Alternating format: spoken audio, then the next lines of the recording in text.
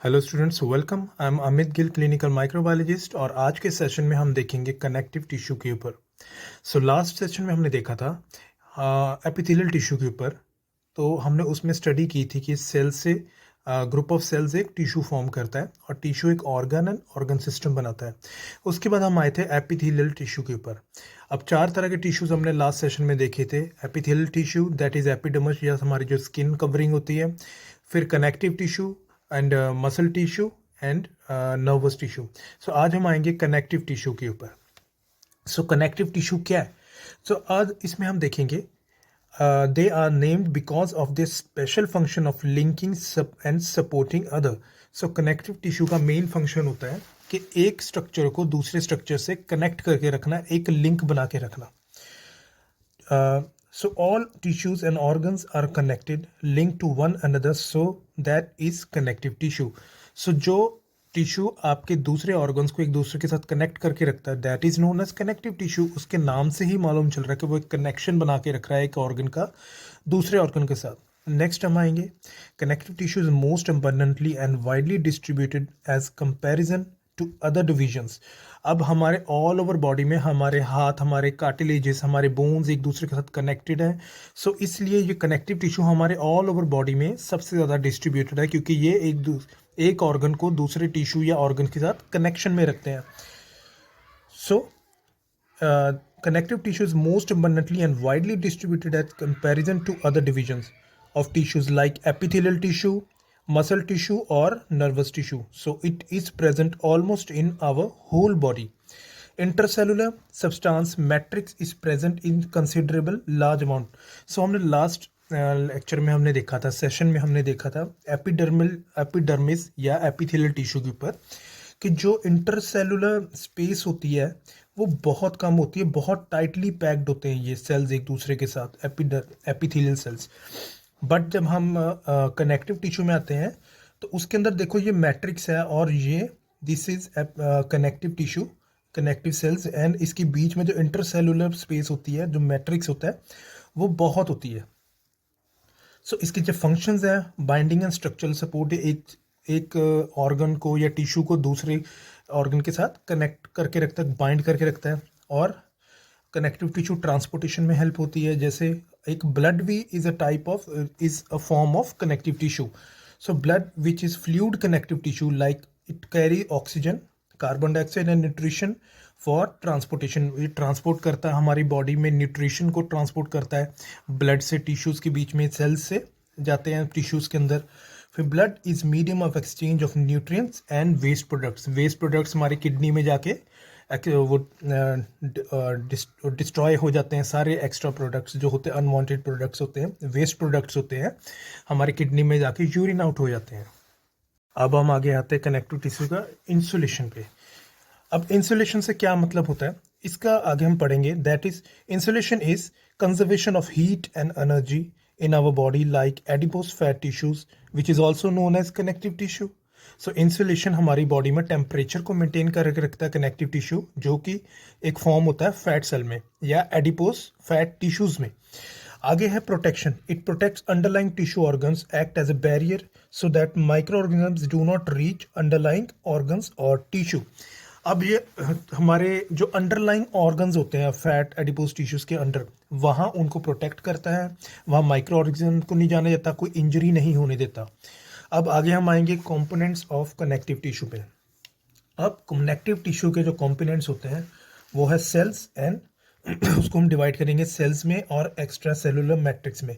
अब जो ये सेल है, ठीक है, जो सेल के इनर एरिया को हम बोलेंगे इंट्रासेलुलर, और जो एक्स्ट्रा सेलुलर मैट्रिक्स है उसको बोलेंगे outside matrix is extra cellular matrix.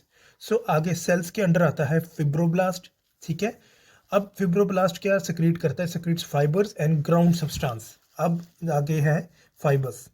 Extra cellular जो सेल के बाहर का मटेरियल होता है वो होता है फाइबर हो गए और ग्राउंड सब्सटेंस हो गया, जिसमें आ जाता है वाटर लाइक या जेली टाइप सब्सटेंस होता है, जो वाटर होता है, जिसका जो बेसमेंट होती है, जिसमें आता है पॉलीसैकेराइड्स, ग्लाइकोप्रोटीन्स, ग्लाइकोसो अमीनो ग्लाइकन्स, जैसे हम गैग भी बोलते हैं, और वाटर सब्सटेंस भी होता है। अब इसको मैं आपको ऐसे समझाता हूँ, जैसे फॉर एग्जांपल एक सेल है, यहाँ डायग्राम में बताता हूँ। जैसे ये सेल है और सेल के बीच में ये फाइबर्स हैं। फाइबर्स होते हैं थ्रेड लाइक प्रोजेक्शंस, ये थ्रेड टाइप होते हैं।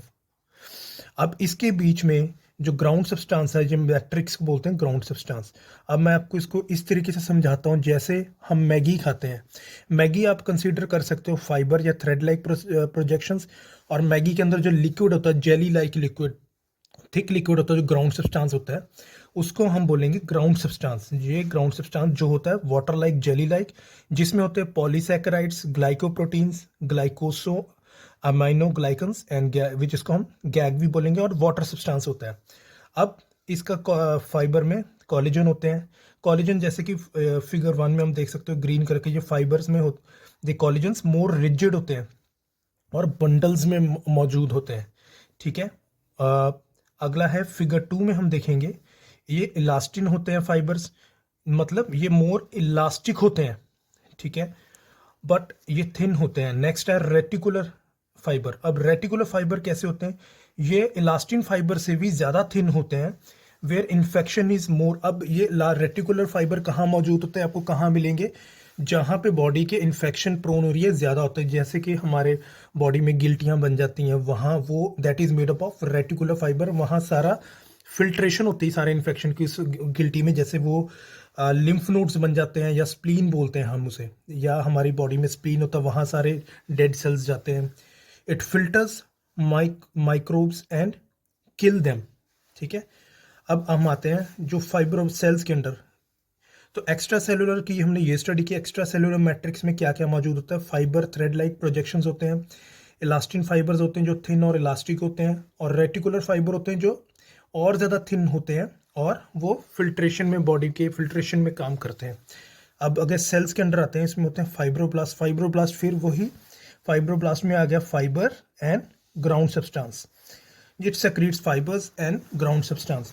आ गया सेल्स में फैट सेल्स होते हैं, एडिपोस टिश्यूज भी बोलते हैं हम उसे।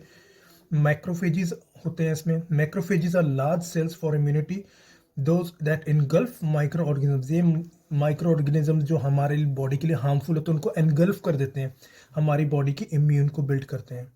Leukocytes again WBCs, white blood cells, ये भी हमारी बॉडी को इम्यूनिटी इनकी मेंटेन करते हैं। Mast cells are also large also for immunity, ये भी हमारी बॉडी की इम्यूनिटी को बना के रखते हैं।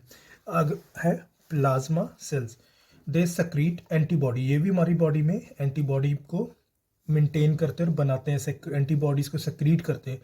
अब macrophages, leucocytes, mast cells and plasma cells, ये जो ग्रुप है ये वंडर भी करते हैं एक जगह, बॉडी के एक टिश्यू से दूसरी टिश्यू में, बॉडी के एक ऑर्गन से दूसरे पार्ट में वंडर करते हैं, मूव करते हैं, कि जहाँ ज़रूरत है बॉडी की इम्यूनिटी की, वहाँ जाके एज ए इम्यून फंक्शन काम करते हैं, एक डिफेंस मैकेनिज्म काम करते हैं।